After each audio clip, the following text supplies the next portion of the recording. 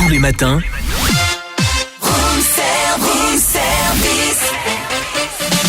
démarrez la journée avec Room Service, votre cocktail survitaminé, servi par Cynthia et Charlie. Et nous filons du côté de Pupillin, dans le Jura, retrouver le chef franc-comtois Vivien Sonzoni. Bonjour Vivien. Bonjour. Salut Charlie. Comment vas-tu Vivien? Parce qu'on se connaît un peu avec Vivien, puisque Vivien a fait quand même chouchouter vos papilles. Et dans la même année, avoir fait chouchouter vos papilles sur Fréquence Plus et être Bocuse d'argent. Mais quelle année! Bocuse France d'argent. Bocuse France, bien entendu.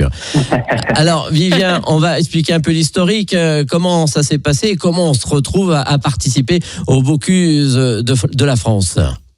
Oui, donc c'est les sélections France pour le Bocuse d'Or Monde et Europe.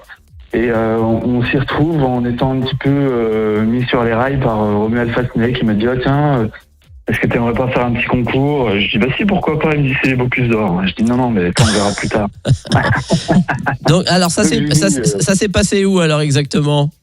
Alors cette fois-ci c'était à Paris, à la Mutualité. D'accord. Et comment ça se passe? Alors, on participe, vous étiez 6 candidats en compétition. 6 finalistes. Voilà, 6 finalistes. C'est une sélection sur dossier, il y a un gros book à envoyer, à préparer avec un thème qu'ils nous auront déjà donné. On fait ce dossier de présentation, ensuite on était 6 finalistes, et à partir de là, on s'est rencontrés tous le 21 juillet à la Team France. Vous savez que maintenant, il y a la Team France pour les Bocuse d'Or, à Lyon, à Licully. Et là, ils nous ont donné le sujet avec la rencontre avec tous les candidats, l'explication du box, de comment allait se passer ce concours. Et puis, on a eu 3 mois à partir de là pour plancher sur notre sujet, qui était le Saint-Pierre, l'agrumes et la mise en avant d'une région choisie.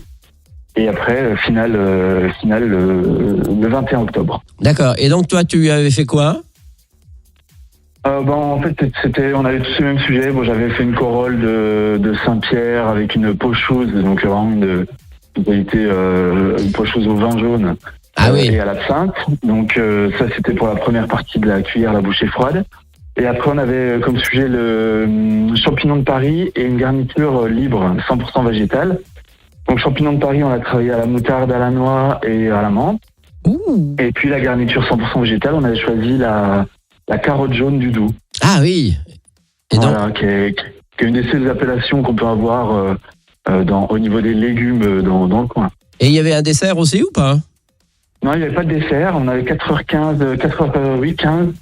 Je dis on à chaque fois parce que j'étais accompagné d'une commis que j'ai choisie, donc qui était Elisa Colette, mon apprentie, et d'un coach qui était Fabien Perron, qui a une maison à Poligny, mais qui est restaurateur en Suisse. D'accord. Ok. Et donc pendant 4h15. Et donc celui qui a gagné s'appelle Maxence Barufaldi. Il est chef exécutif au campus de Groisy, c'est en Haute-Savoie. Ouais. Et donc c'est lui qui a gagné le Bocuse d'Or. Alors parce qu'il faut savoir que c'est différentes étapes, puisqu'ensuite il y a les Bocuse en européen et en 2027 les mondiaux où là c'est quand même le Graal. Alors est-ce que tu peux maintenant continuer ou c'est terminé pour la suite? Terminé pour moi maintenant. Mon seul rôle va être d'accompagner un petit peu Maxence. On avait en réunion hier là tous ensemble au Pôle France. La finale Europe se passe à Marseille pour la première fois de l'histoire du Bocuse. D'habitude c'est toujours dans un pays étranger. Donc là je vais pouvoir y aller et puis regarder un petit peu comment ça se passe aussi l'étape d'après. Moi c'était ma première participation, donc c'est toujours c'est déjà un score incroyable pour moi, sachant que Maxence, par exemple, c'était déjà la 2e ou 3e fois qu'il le faisait. Ah oui. Et donc, c'est vraiment un concours à part qui est très impressionnant. C'est à ciel ouvert avec un public, il y avait du bruit partout, des jurys de partout. Enfin, c'était assez incroyable. Donc là, de pouvoir avoir vécu ça déjà de l'intérieur, c'était chouette. Et puis, ça m'aide à comprendre mieux les clés de ce concours-là pour la prochaine fois. Et juste pour les jeunes qui nous écoutent, parce que votre carrière, votre parcours est assez inspirant à l'heure où on regarde tous un peu Top Chef.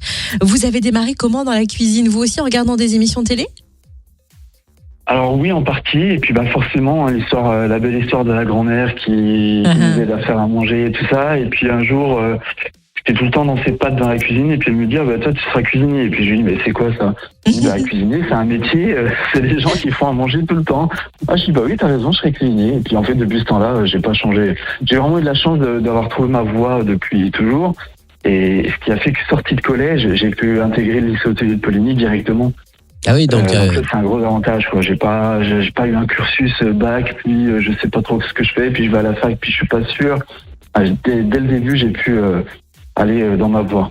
c'est vrai que c'est un vrai franc-comtois. Donc, et la table du Grappio, du coup, a été reprise à Pupillin depuis combien de temps?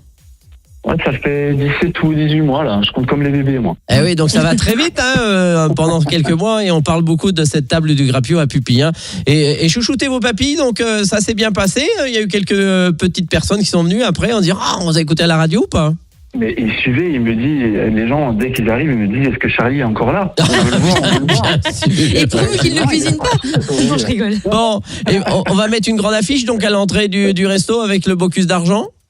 Non, on va surtout soutenir Violette, mon adjointe en cuisine, qui, elle, est en finale nationale pour un autre concours. C'est-à-dire? Donc là, maintenant, il faut se mettre derrière elle.